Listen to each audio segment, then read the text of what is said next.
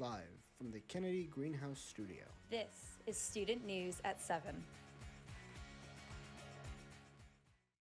Good evening. Welcome to Student News at 7. I'm Gabrielle Cassini. And I'm Delaney Flanagan. Our top story tonight: a new campus development could keep you from losing your Carolina card. USC's Board of Trustees approved a contract with Transact Campus to bring mobile Carolina cards to campus in 2026. Students will have access to the same features they do with a physical card, including building access, meal plans, and athletic events. You cannot have both a mobile and physical card, however. Starting in fall 2026, students must choose which Carolina card they want. University spokesperson Colin Taylor says USC is hoping the change will improve campus security and convenience. In other campus news, the USC College of Nursing will be adding the only university's accredited midwife nurse education program.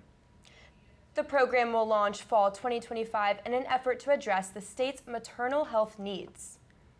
Dr. Katherine Luchok, senior instructor in Women's and Gender Studies, emphasizes the problem, adding that the role of a midwife is crucial during a woman's pregnancy because of the, quote, individualistic care they provide. If you have certain kinds of hang-ups and things going in your life, when you get down to delivery, that can stop the baby from making progress. The USC Midwife Program will offer all online courses for registered nurses who earn a Master of Science in Nursing. After completion of the courses and the midwife exam, students will be certified midwives. The State Board of Education is meeting tomorrow to confirm the banning of 10 more books from public schools. The majority of the books included are by women and LGBTQ+ authors and focus on topics like grief, identity, and consent. The State Superintendent of Education, Ellen Weaver, has been spearheading the book bans, focusing on any books with a description of sexual content. If these 10 books are banned, South Carolina would surpass Utah as the state with the most banned books in public schools. In other South Carolina news, Riverbanks Zoo and Garden is mourning the loss of their oldest and beloved 20-year-old Amur tiger, Koshka. On Thursday, President and CEO of Riverbanks announced Koshka's death, stating she was, quote, a true ambassador for her species. Koshka battled from her intervertebral disc disease, a condition causing the disc between her vertebrae to significantly weaken. Due to the pain Koshka endured, Riverbanks' veterinary team decided it was best to euthanize her. With less than 500 Amur tigers remaining in the wild, Koshka made a lasting impact at Riverbanks, giving birth to 4 cubs, contributing to a member of the Amur tiger species survival plan. Riverbanks Zoo stated they are dedicated to animal care and conservation and will continue to commit to Koshka's memory. It has been raining a lot here in Columbia, and it looks like it will be more of the same for a while. But we're going to kick it over to Pflugi to tell us what's really going to happen. Pflugi?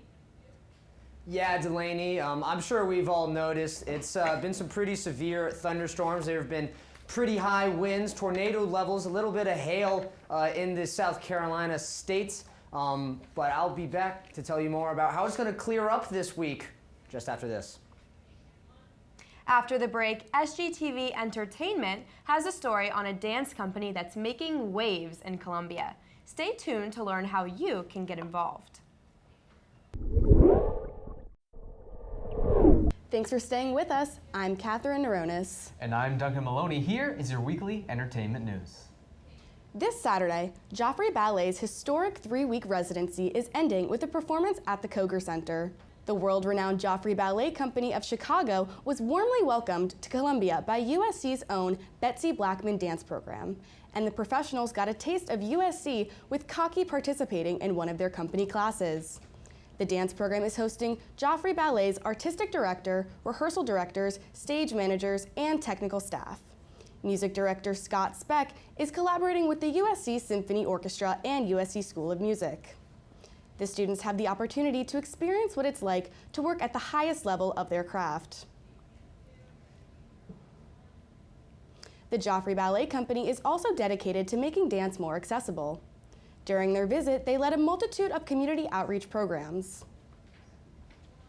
Movement and professional development classes with Columbia Parkinson's Support Group Girl Scouts, and dance educators, as well as master classes for dance majors and the public.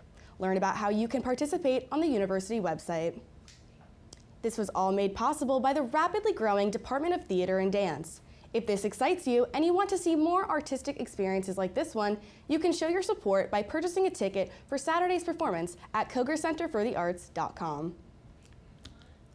A fun time for the family is making its way into Columbia.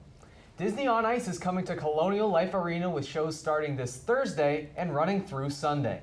The award-winning sing-along show will feature classic Disney characters as well as featured performances of Disney's Frozen 2 and Encanto. There will be one show in the evening on Thursday and Friday, 3 shows on Saturday, and 2 shows on Sunday. More information about the event can be found on the Colonial Life Arena website. Columbia Museum of Art is offering the public an opportunity to see what goes on behind the scenes. Executive Director Della Watkins is leading hard hat tours of the latest museum project. You're invited to see the details of lighting and infrastructure work that give the exhibits their magic. This event is free to register and a hard hat would be provided. Tours are offered this Thursday, April 3rd through May 14th. Support the Congaree Land Trust this Thursday at the 8th Annual Game and Garden Fundraiser in the Vista. Featuring renowned regional chefs cooking up dishes utilizing local game and produce. The Congaree Land Trust is committed to conserving the natural and scenic lands of South Carolina. Enjoy live bluegrass music and a silent auction of artisan goods, art, and experiences. All while raising money for a greener community. You will not want to miss this Friday night concert at the Senate. American alternative country band 49 Winchester is making a trip to Columbia this week. The band first began releasing music in 2013, but have gained a lot of popularity in more recent years for albums Fortune Favors the Bold and Leavin' This Holler. The latter album mentioned is the namesake for the current Leavin' This Holler tour that is going to the Senate this Friday night. Doors open at 6 p.m. and the show will start at 7. If you're in the mood for some soothing classical music, you can catch the South Carolina Philharmonic this Thursday in the Gardens at the Hampton Preston Mansion. This event is put together by Historic Columbia. You're encouraged to pack a blanket, chairs, and a picnic if you'd like. Pflugi, what is the weather looking like coming up this week? We just got a lot of the storm out of the way today. There will still be a little bit of rain coming up on Wednesday. So far, we've got a cloudy rest of Monday, cloudy rest of Tuesday. But after that Wednesday rain, it's in the 80s, some perfect weather.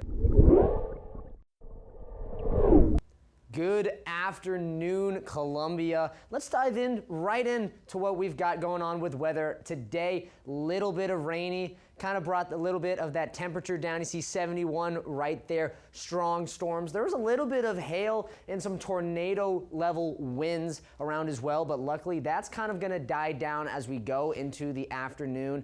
74% humidity, that's a lot in part due to the storm we had today. But sunset is going to be coming up pretty soon. I can still see a little bit outside, but 7:44. Enjoy as much of that sun as you can, as we didn't have a whole lot today. But let's go ahead and move into this storm that I'm kind of talking about a little bit here. Started up over here in this Greenville area. That kind of started around 4 to 5 p.m. This dark blue is that really intense weather I'm talking about. Light blue is just the light showers. But then moving into what we're having right now a little bit, kind of what passed us, it's going to be more in the eastern side of the state. Really high rain in Charleston and Florence, a little bit in Myrtle Beach as well. We're just on the other side of it now. Hopefully shouldn't be too much, but we do have a little bit in the week. As you see, we had these severe thunderstorms today. No crazy tornadoes happened, thankfully, but there was a little bit of hail in the north part. We got rain a little bit more on Wednesday, so stay tuned for that. But beyond that, on Friday, we're having near record highs for this time of year. That temperature is going to be hot and sunny. Enjoy the best you can. Brings us all the way back around to Sunday, where we're going to have a nice morning with a little bit of a not so nice afternoon. As you can see here, 80s for most of the week. It should be hot and humid for the most part. Partly cloudy on Tuesday, rain on Wednesday. That's what I'm talking about. But the rest of the week is looking absolutely lovely. So get out there and enjoy the rest of it. And I'll see you right back here next Monday. Thanks, Pflugi. After the break, SGTV Sports has the latest on Gamecock women's basketball. Stay with us. Welcome back to Student News at 7. I'm Calvin DeLude. And I'm George Bagwell, here to give you the latest in sports. Gamecock women's basketball had 2 March Madness matchups this weekend. On Friday evening, they faced the Maryland Terrapins. South Carolina trailed by 2 at halftime, but were able to rally towards the end, beating the Terrapins 71-67. The Gamecocks then defeated Duke in its Elite 8 matchup this Sunday by a score of 54-50. Chloe Kitts was the Gamecocks' highest scorer, netting 14 points, while Sanaya Fagan led South Carolina in rebounds and assists on the day. The Gamecocks now get set to travel to Tampa Bay in what will be its 5th consecutive Final Four appearance. Calvin, do you know who else is going to Tampa Bay? I do. It's our producer, Karenna Porter. So make sure you check that out when it gets released on Student Gamecock Television YouTube. South Carolina beach volleyball traveled to Arizona over the weekend, but did not emerge with a victory. Playing 4 matches in 2 days, the Gamecocks fell to UTEP, Grand Canyon, Washington, and Arizona State. Despite the team's 4 losses, Jolie Cranford and Julia Waugh won 3 of their 4 doubles matches during the weekend. South Carolina hits the beach again this weekend when the Gamecocks travel to Tallahassee. The team is facing off against Texas, Florida Atlantic, LSU, and Florida State. For the second time in the past 3 meetings, South Carolina softball defeated Clemson. On Tuesday, Gamecocks softball shut out Clemson en route to a 6-0 victory. Neely Lamb and Sam Gress combined to give up just 5 hits in 7 innings pitched. And Ariana Rohde's 11th homer of the season managed to put the Gamecocks ahead for good in the bottom of the first inning. Rohde and center fielder Quincy Lilio combined for 4 hits and 3 runs for the Gamecocks. The Gamecocks and Tigers will meet again on Tuesday, April 15th in Clemson. Gamecock baseball dropped all 3 games of its weekend series against the reigning College World Series champion Tennessee Volunteers. While South Carolina's offense was productive, Tennessee's bats were too hot for USC's pitching staff. The Volunteers had 25 runs combined across the 3-game series. South Carolina is now 1-9 against ranked opponents on the season. Maneri and crew look to get back in the win column against Presbyterian tomorrow night. Paul Maneri wasn't the only Gamecock coach at Saturday's game. Gamecock men's basketball coach Lamont Paris was in attendance. It's been a busy weekend for Paris as the men's basketball team has 2 new commits through the transfer portal. Christ Asendoko, a 7-foot center for Providence last season, committed to the Gamecocks over the weekend. Asendoko averaged 4.3 points and 3.9 rebounds for the Friars this past season. The Gamecocks also locked down 4-star guard Trayson Eaglestaff. The 6'6" Eaglestaff came from North Dakota, where he put up just under 19 points per game. After the break, how a USC office played a part in an Oscar-nominated film. Stay close. A bit of Hollywood is hitting Columbia today.